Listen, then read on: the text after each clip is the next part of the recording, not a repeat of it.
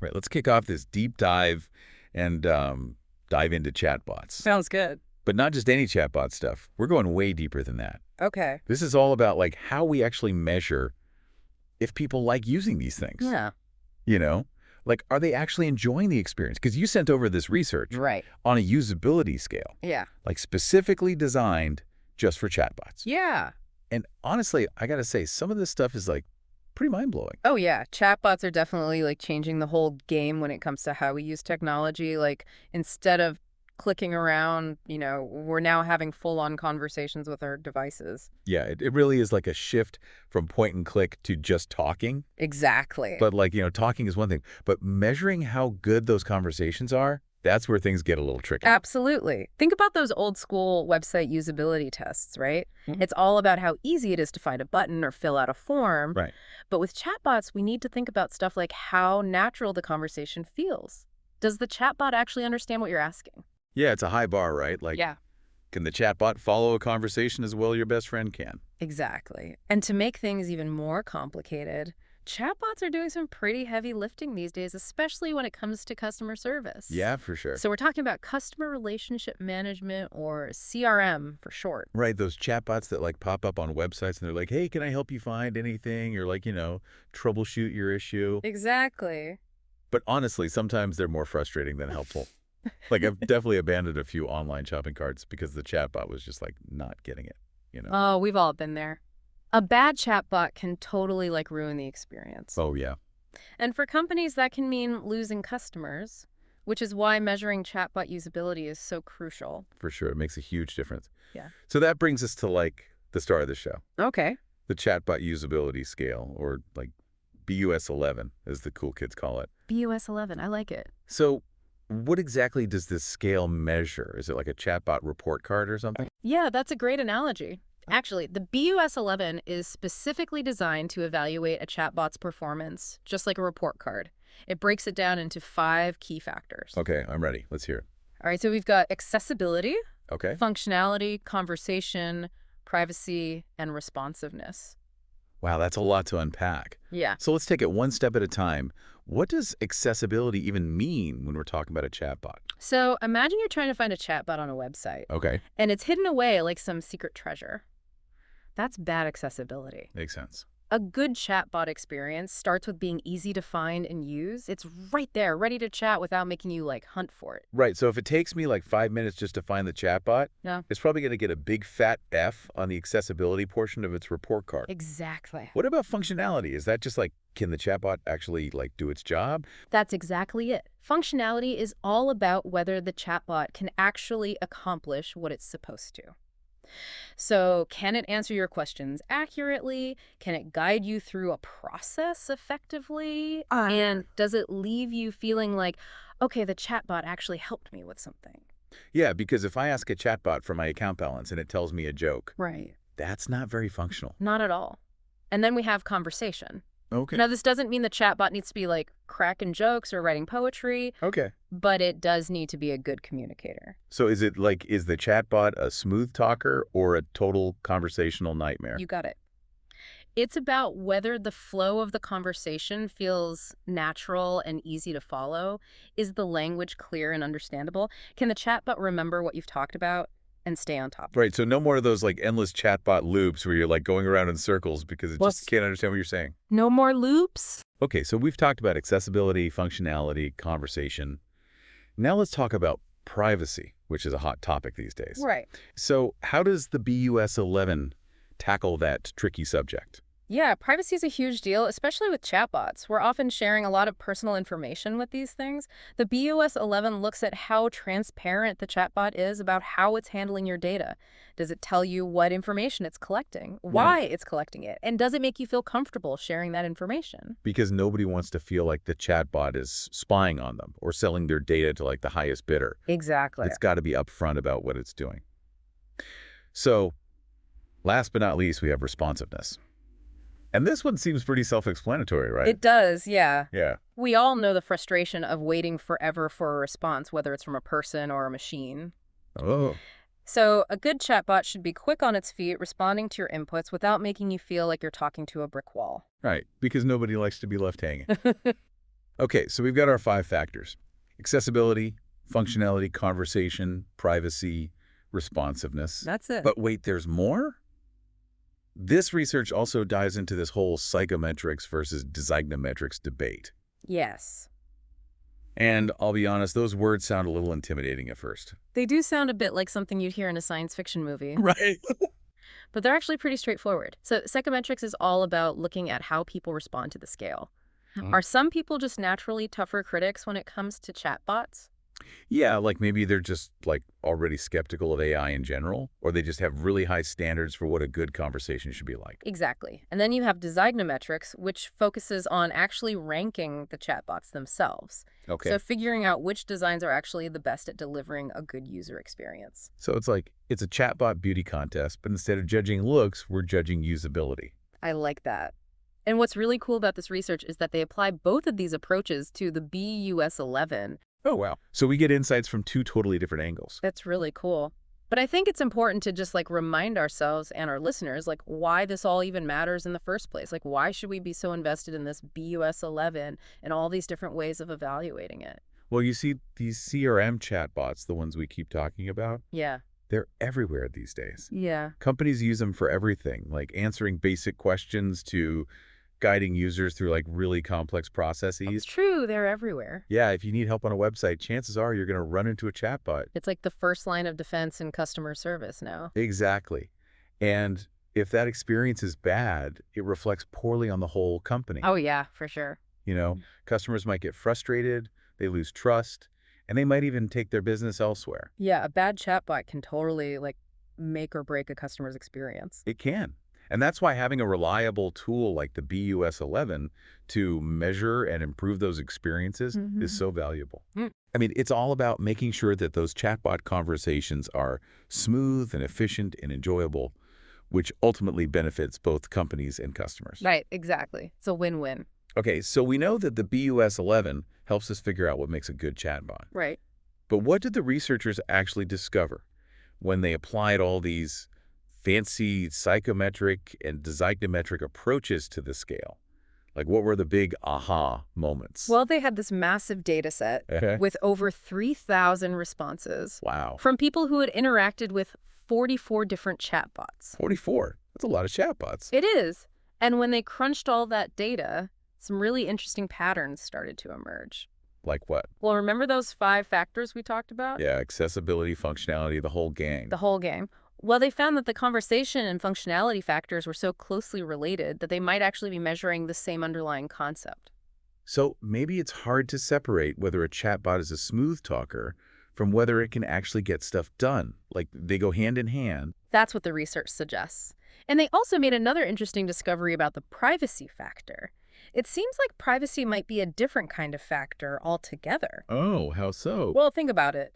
The more a chatbot knows about you, the more personalized and helpful it can be. Okay, yeah, that makes sense. It can anticipate your needs, Right. remember your preferences, Yeah. offer tailored recommendations. Yeah. But of course, that comes with the risk of giving up some of your privacy. So Uh-huh. as users, we're constantly balancing the convenience and benefits of a really personalized chatbot experience Yeah. against the potential risks to our privacy. So it's do I want the chatbot to know my entire life story so it can order me a pizza with one click? Mm-hmm. Or do I want to keep some things to myself? Exactly. And the researchers found that this whole trade-off plays a huge role in how people perceive and evaluate chatbots. That's fascinating. So based on all these findings, did the researchers propose any changes to the BOS11 itself? Did they tweak it at all? They did. Based on their analysis, they suggested a revised 4-factor structure. Wait, so they're getting rid of one of the original factors. Yeah. Which one got the boot?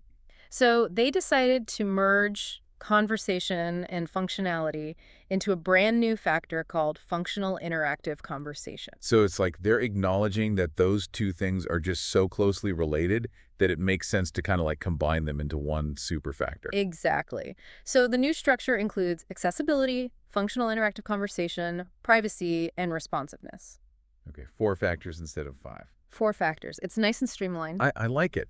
But why is this new structure better? What's the advantage of slimming down the scale? Well, it comes down to accuracy and efficiency. By combining those 2 really closely related factors, the scale becomes more precise. It better reflects how people actually experience and evaluate chatbots. So it's a more refined tool for the job. But wait, I hear there's even more. Something about standardized scores.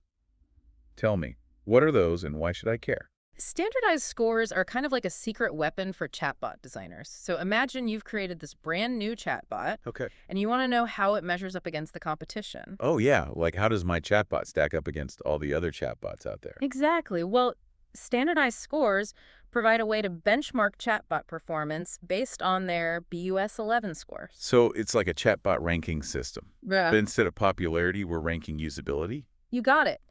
The researchers used all their data from those 44 chatbots to create like 5 different performance levels, ranging from very poor all the way up to very good. So if you're a chatbot designer, you can see where your chatbot falls on that spectrum and figure out, like, okay, what do I need to improve? Where do I need to focus my efforts? Precisely. It's a way to get really concrete, data-driven feedback on how your chatbot is perceived by users. This is all incredibly fascinating, but I think we're about to hit the time limit for this part of our deep dive. Okay. Don't worry, though, listeners. We'll be back soon to finish unpacking this whole chatbot usability mystery. Yeah. Yes. And we'll be exploring how all of this research could actually impact the future of human-computer interaction. Ooh, that sounds exciting. And we'll even dive into some even bigger questions about the role of conversational AI in our lives. So stay tuned. See the deep divers? So before we jumped into like all the nitty-gritty details of the BUS11, Yeah. we were talking about how like chatbots are really changing the whole game when it comes to how we interact with technology. It is a big shift. It is. It's a big deal. And this shift toward these like conversational interfaces Right. brings up like a whole bunch of new challenges, especially when it comes to like measuring usability. Right, because all of our like old tools, all those traditional usability scales, Yeah. they just weren't designed for this kind of interaction. Yeah, exactly. They weren't Built for conversation. right. They're all about like how easy is it to click around a website Right. or like find a specific piece of information. Right. Where's the button? Exactly. How quickly can you do the task? But how do you measure something as nuanced as like the flow of a conversation? You know? That's the question, right? How do you measure the flow? Yeah, how do you put a number on that? Exactly. Think about it. How would you measure a chatbot's ability to like understand really complex requests? Right. Or its ability to remember previous interactions and then use that context to provide more helpful responses? Yeah, it's not something you can just like easily capture with a multiple choice questionnaire or something. No, not at all. This is where the BUS11 comes in though, right? This is where it shines. Yeah. This is where it comes in. It's specifically designed to measure those very unique aspects of chatbot usability. So we're not just measuring usability for the sake of it, right? Like there's a bigger picture here. Oh, yeah, absolutely. There's a bigger purpose. What is it?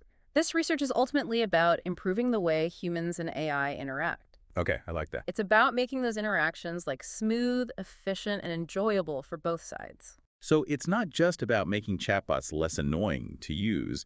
It's about unlocking the full potential of this whole human-AI collaboration thing. Precisely. We want to get to that point where AI is a genuine partner in the conversation. Yeah, it's not just like a tool that we use. It's like something we actually collaborate with. Exactly. And the applications here are pretty mind-blowing. We're talking about everything from customer service and healthcare to education and way beyond. Yeah, the possibilities really are kind of endless when you think about it. Oh, absolutely. The potential is huge. So what are the next steps? Like, where do we go from here? Well, one thing the researchers are really clear about is they need more data. More data. More data. They want to test this BUS11 on an even wider range of chatbots Okay. and an even wider range of user populations. Makes sense. Yeah. You got to test it out in the real world. Yeah, you got to make sure it works across the board. Yeah. And that'll help them like further refine the scale and make sure it's really valid. So it's all about gathering more evidence, more data to really like solidify their findings and make sure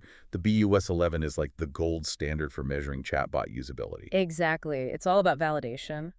But they're also really interested in exploring how this BUS11 could be applied to other types of conversational AI, Oh, okay. like those voice assistants we were talking about earlier. Like Alexa and Siri. Yeah, the whole gang. Alexa, Siri, Google Assistant. Right. Because, I mean, those things are becoming more and more ubiquitous, Oh, right? yeah, they're everywhere. It would be amazing if we could use the BUS11 or something like it to measure how usable those systems are. I agree. It just makes sense. Yeah. If we're talking to these systems all the time, we want to make sure those conversations are as good as they can be. Right. And this brings up a really interesting question.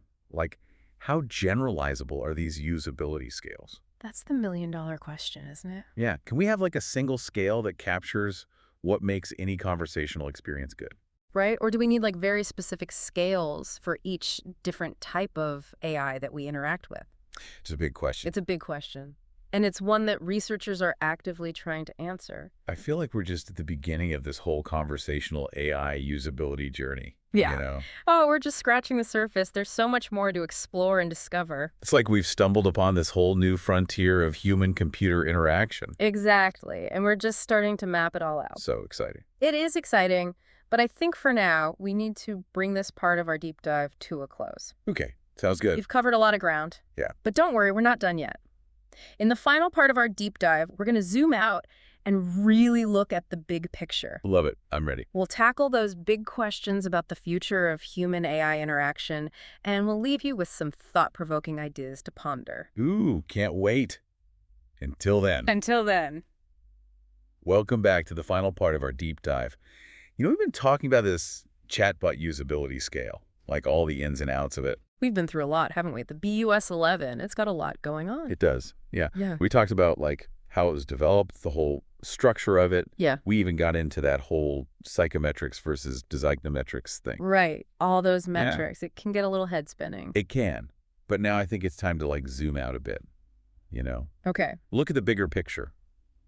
What does all this research actually tell us about like the future of how we interact with technology? That's the big question, isn't it? It seems like we're at this turning point. We've been so focused on screens and buttons and menus for so long. Right. But all this research on chatbots, it really points towards a future where we're not just using technology, we're actually conversing with it. Yeah, and that's a huge difference, right? Like It is a huge difference. we've gone from clicking and tapping to actually talking. Exactly.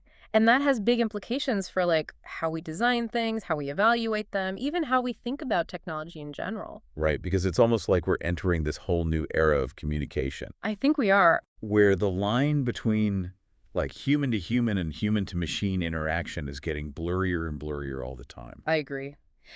And the BUS11, with its focus on like conversational flow and clarity and responsiveness, Right. it actually gives us like this framework for understanding what makes those interactions truly successful.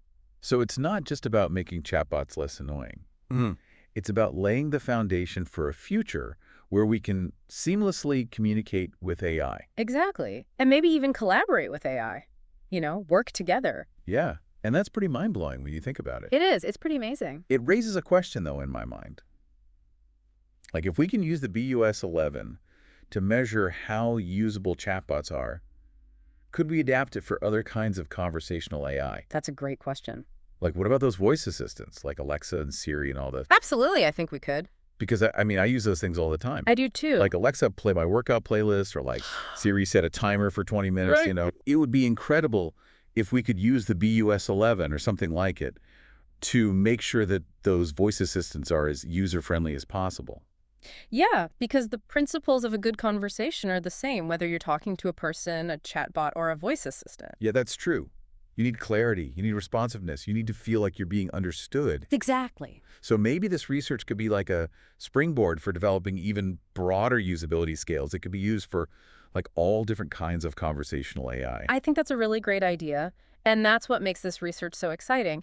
It's not just about chatbots. Right. It's about opening up this whole new area of exploration in human-computer interaction. It's like we're explorers, right? Charting this new territory in how we interact with technology. I like that analogy. It's an exciting time. And I think it's important to remember, too, that this research isn't just for designers and engineers and people like that. Right. It has implications for all of us as users of technology. It- So what does all this mean for like the average person? Like the person who just wants to like get things done with technology without wanting to throw their phone out the window? Well, as conversational AI becomes more and more common in our lives, Yeah. it's going to be really important for us to understand what makes for a good experience. Makes sense. We need to be able to recognize like what works, what doesn't work. We need to be able to give feedback to the companies that are making these systems. So we need to be more informed users of this technology, basically. Exactly. And we need to advocate for AI systems that are truly designed with our needs in mind. Yeah. So we can't just passively accept clunky or frustrating experiences. Yeah. We actually have a voice, Yeah, and we can use that voice to shape the future of AI. absolutely. We have a responsibility to make sure that the AI we interact with is not just functional, but also enjoyable and empowering. I love that. Yeah. And on that note, I think it's time for us to wrap up this deep dive. I think so too. We've covered so much ground today, explored this fascinating research, and hopefully sparked some new ideas along the way. A huge thank you to our listener who sent in this research. Yes, thank you so much. It's been such a pleasure diving into this topic with you. It has. We encourage all of you to keep exploring this field and to share your own thoughts and experiences with conversational AI. And for all of our deep divers out there, keep those questions coming, keep those conversations flowing, and until next time. Happy chatting.